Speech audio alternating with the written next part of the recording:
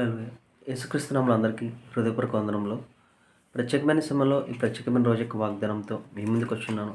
దేవుడు ఈరోజు మనకు అనుగ్రహించుకున్న వాగ్దానము కీర్తనలు 68వ అధ్యాయము 28వ వచనము. నీ దేవుడు నీకు బలము కలగా నియమించి ఉన్నాడు. హల్లెలూయా. ఈ వాగ్దానం ద్వారా మనకు బలము కలుగును గాక. ఈ వాగ్దానం ద్వారా మనకు విజయం కలుగును గాక. ఆమేన్. ఎప్పుడైతే ఇచ్చిన వాగ్దానం బట్టి అడుగుతామో అడిగిన సమస్తాన్ని దేవుడు మనకి అనుగ్రహిస్తాడు.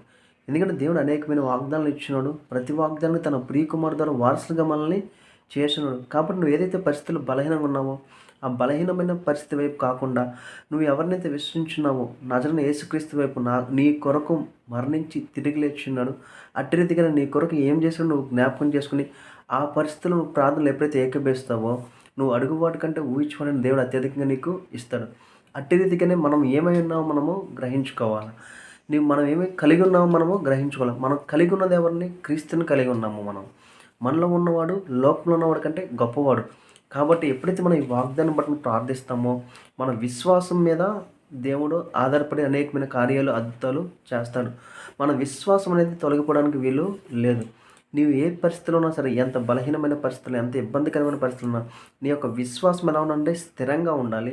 ప్రతిదాన్ని జయించే వాళ్ళగా నీవు ఉండాలి. ఎప్పుడైతే నువ్వు అలా ఉంటావో దేవుడు అనేకమైన అద్భుతాలు నీ జీవితంలో నుండి బయటికి తీసుకొస్తాడు. ప్రార్థించుకుందామా. స్తోత్రం మహోన్నతమైన దేవ, నీకే వందనాలు స్తోత్రాలు చెల్లించుకున్నాం దేవా. ఇచ్చిన వాగ్దానం బట్టి నీకే కోట్ల స్తోత్రాలు చెల్లించుకున్నాం తండ్రి. ప్రతి ప్రయాణంలో మీరే తోడని నడిపించండి తండ్రి. ఇదిగో తండ్రి, ఎవరికైతే అనారోగ్యం ఉందో ప్రతి ఆరోగ్యం మారినగా కానీ ప్రవచిస్తాం తండ్రి.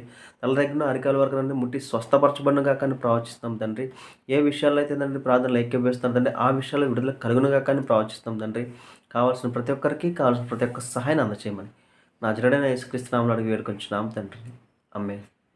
అందరికీ హృదయపూర్వక వందనాలు.